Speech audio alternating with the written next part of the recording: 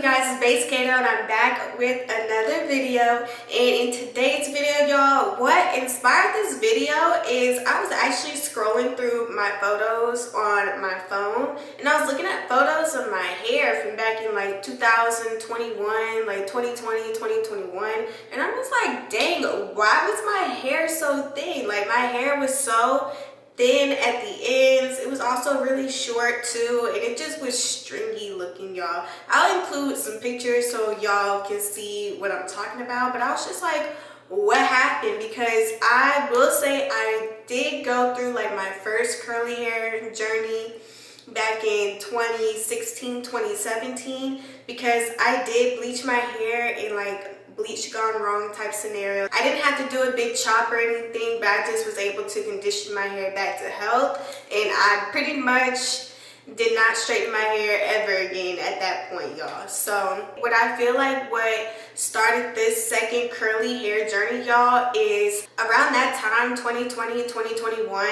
I did just graduate from college like in December 2019, and I like had gotten a full-time job, so I was pretty much just like enjoying myself, like living it up in Atlanta. I did go out a lot, and because of that, I feel like one of my go-to hairstyles at the time was doing like a drawstring ponytail type look. So I literally wore a drawstring ponytail all the time, you guys, and I feel like that's one thing that definitely contributed to like my hair breaking off slash hair loss, because you drawstring ponytails, especially if you do like the high ponytails, it just creates a lot of tension on your hairline and this, that, and the third.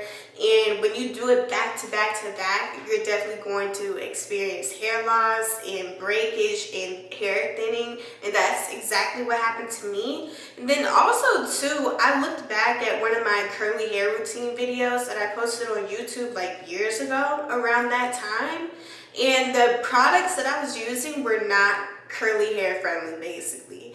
And then too, I didn't really have a solid curly hair routine. Keeping it simple is the best way to go. At that time, I didn't know about the lock method, which is like leave-in, oil, cream. You can do like leave-in, cream, and oil. Like it's different ways to manipulate the products, but either way, you just need to have a good leave-in conditioner, a good cream, and also an oil. And back then, I know I was using the ORS olive oil smoothing serum, or no, the frizz control serum. And it's just like, why was I using that? That's a good hair product for if you're trying to straighten your hair or give yourself a silk press, but not necessarily for curly hair. And then the shampoo and conditioner that I was using, I know I got it from TJ Maxx. And not to put TJ Maxx down, because TJ Maxx, you can get some really good hair products from there, but the products that I was getting, again, it wasn't curly hair friendly. Like it was by the brand Giovanni, I believe, but it was like for straightening your hair. It wasn't like for keeping your hair hydrated or helping with curls, this, that, and the third. So I was using all of the wrong products on top of these tight ponytail hairstyles that I was doing back then. And then at that time too, I was prioritizing length over health. So I was not trimming my hair regularly at all. Matter of fact, that's probably the longest I've ever gone without trimming my hair, you guys. So I went a year and a half without trimming my hair, and that's really bad. Trimming your hair definitely does help with hair growth, but we'll get into that in a second. But I wasn't trimming my hair at all, and two, I wasn't taking care of my hair. Like I was not really deep conditioning my hair weekly like how I do now. I wasn't doing my scalp massages. I wasn't doing none of that. So of course, if you don't do that for over a year, it's like your hair is definitely going to suffer. And that's what ended up happening to my hair, unfortunately, y'all. So long story short, once I discovered my hair, at least back then, was thinning, breaking off, this, that, and the third, that's when I did decide to just go ahead and cut my hair. So I did cut my hair back in February 2022, so right before my birthday in March, just to give myself like a fresh start. And that's pretty much started my curly hair journey, you guys. So here, let me go ahead and pretty much get into the tips and tricks and everything that I did to get my hair from looking thin, brittle, and short all the way to long, healthy. It grows like weed, literally. Like, my hair grows so fast now. So let's go ahead and get into it. Okay, so these tips, they aren't in any particular order, but the first tip that I wrote down was to definitely trim your hair regularly, y'all. So as I was saying earlier in the video, I was definitely prioritizing length over health. But y'all, at a certain point, your hair is not going to get past a certain length if you don't cut off the dead ends. Because at this point, your dead ends / split ends are going to start like splitting up the hair shaft to the point where you're going to have basically split ends all the way to the root. And that's really bad. So you definitely want to avoid that. I feel like that's pretty much what was happening to my hair at that time, because my hair was not getting past like all of my hair. Like, my hair was this length, which, mind you, my hair is curly right now. If I were to like really stretch it out, it goes really far down. But at the time, my hair was this length, but not all of it, y'all. It would literally be probably like strings that length, if that makes sense. Like, it wasn't even like this. And also, too, the thing that I hated the most was that, like, you can see through my hair. Like, oh my God. I hate when you can see through my hair. So that's how I knew my hair was getting super thin, because you could see through it. Like, right now, you can't see through it. So it don't matter what angle I turn my head. It's like my hair has gotten thick to the point where you can't see through it. So, but my hair would not have gotten this way if I didn't trim it regularly. So I definitely gave myself a big chop back in February 2022. So my hair was like pretty much right at my shoulders when it was like dry, but it looked cute, you guys. Like, it looked really cute. So, and that's when my hair literally started to flourish, y'all. Like, my hair grew so fast, and it's like continuing to grow fast. So even though I trim it regularly, like every 2 months, it's like you don't really notice the trims because my hair is growing faster than the trims, if that makes sense. I mean, they say scientifically your hair only grows a certain length every year, but me personally, I do feel like my hair grows faster when I trim it. So that's not science, but that's just my personal experience. Okay, so my next tip may be a little bit controversial, but honestly, I don't care, because this is something that will aid in helping to grow out your hair, make it healthier, thicker, etc., keep your edges, this, that, and the third. But I would say to limit wearing protective hairstyles, like wearing braids, getting wigs, getting traditional sew-ins, or just sew-ins in general. I just feel like all of those hairstyles aren't really as protective as they claim to be. Like, for example, with braids, you have to be careful who you go to, because some braiders, they will braid your hair too tight, way too tight, to the point where it's like pulling out your hair, your edges. You definitely don't want that. Some people, they don't even condition your real hair prior to putting in the protective style, like sew-ins or quick weaves. You just gotta be careful. Like, even with the quick weave and stuff, you gotta make sure that that person knows what they're doing, especially with the application, because you do not want that glue all up in your real hair. The hairstyles do be eaten, y'all. Like, the end results do look good, but I would definitely limit those types of hairstyles, because at the end of the day, if you're really actually trying to grow out your hair, you can't be doing all these hairstyles all the time and manipulating your hair. Like, just let your hair rest sometimes, like, for real. Even with wigs, like, they say wigs are protective hairstyles, and wigs do look nice, but you just have to be careful with the application process, and also, again, making sure you're conditioning your hair underneath, because what's the whole point of putting a wig on for, like, you know, a week or two, but your hair underneath isn't conditioning? Like, it's just, you know, like, it's just sitting there dry. Like, what's the point? So definitely make sure to properly care for your hair prior to applying these hairstyles. And then my thing with wigs too, you also have to be careful with the glue that you use if you are doing like a glued hairstyle, because there's something about putting glue on your forehead and then leaving it on your forehead for days doesn't seem healthy for your skin, in my opinion. And then I don't care how much coconut oil or whatever y'all put on your edges prior to pulling the wig off, if that's the way you take a wig off, that's eventually going to pull out your edges. Even if you do it gently and like you pull off one piece of hair at a time, like per rip off, if that makes sense. If you do that for years, over time, of course, your hairline is going to thin out. So those are things that you have to think about. I'm not against wearing wigs. I'm not against sew-ins, because I do actually want to get like a curly hair sew-in one day. I don't want to do the straight sew-in because I don't want to have leave out to where I have to straighten it, because then that's going to be damaging.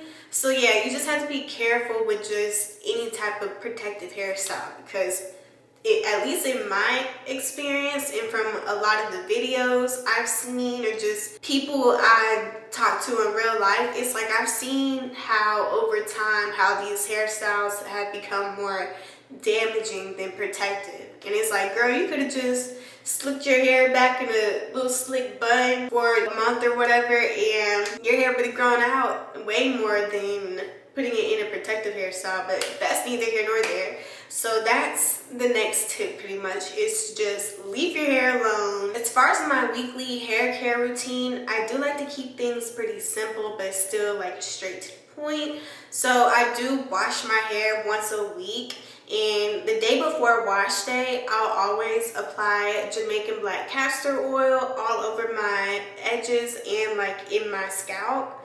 And then too, I'll put oil all in my hair.